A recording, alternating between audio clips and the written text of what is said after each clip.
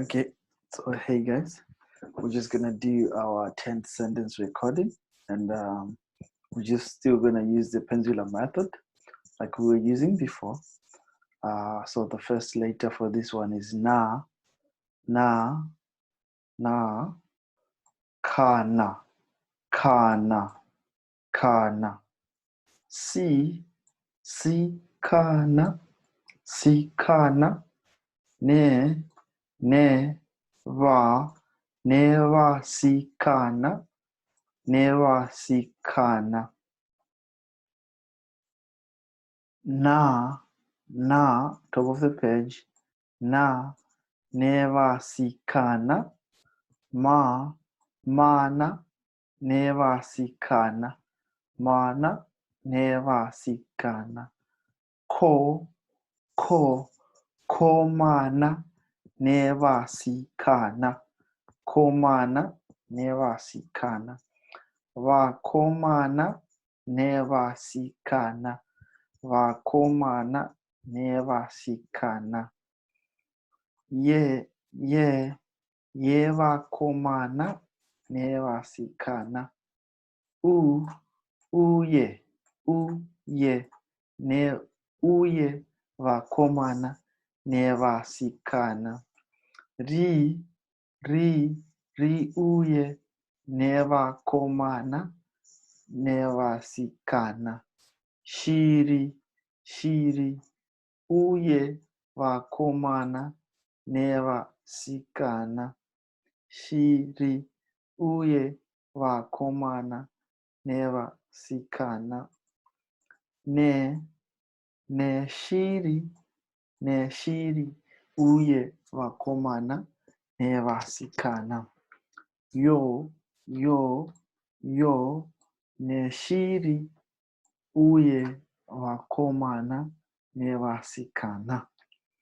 Fuyo, shiri, uye vakomana, nevasikana. Ra, zvipfuyo neshiri, uye vakomana, nevasikana. Zvara, zvipfuyo neshiri, uye vakomana, nevasikana. Kuzvara, zvipfuyo neshiri, uye vakomana, nevasikana.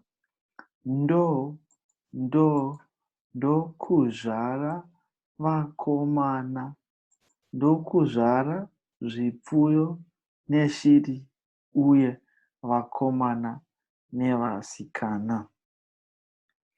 Then this part of the page, bottom of the page is dzi, ndokuzvara zvipfuyo neshiri, uye vakomana, nevasikana. Then top of the page here we have mwedzi, ndokuzvara mwedzi, ndokuzvara zvipfuyo neshiri, uye vakomana, nevasikana. Namwedzi, ndokuzvara zvipfuyo neshiri, uye vakomana, nevasikana. Namwedzi, ndokuzvara zvipfuyo neshiri, uye vakomana, nevasikana. Gara, namwedzi, ndokuzvara zvipfuyo neshiri, uye vakomana, nevasikana. Kagara, kagara, namwedzi, ndokuzvara zvipfuyo neshiri, uye vakomana, nevasikana. Yakagara, namwedzi, ndokuzvara zvipfuyo neshiri, uye vakomana, nevasikana. yakagara namwedzi ndokuzvara zvipfuyo neshiri uye vakomana nevasikana. Rume yakagara namwedzi ndokuzvara zvipfuyo neshiri uye vakomana nevasikana. Mborume yakagara namwedzi ndokuzvara zvipfuyo neshiri uye vakomana nevasikana. Okay, then top of the page we have Chimborume yakagara namwedzi ndokuzvara zvipfuyo neshiri uye vakomana nevasikana.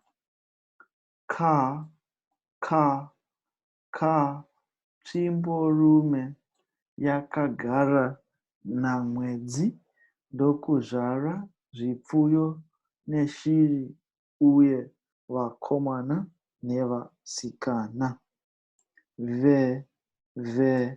Veneka. Okay, this is ne, left it out here.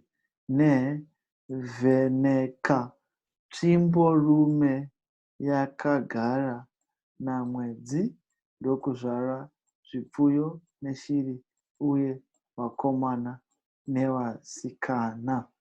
So yeah, that's the end of our 10th sentence. Veneka chimborume yakagara namwedzi ndokuzvara zvipfuyo neshiri uye vakomana nevasikana. Thank you.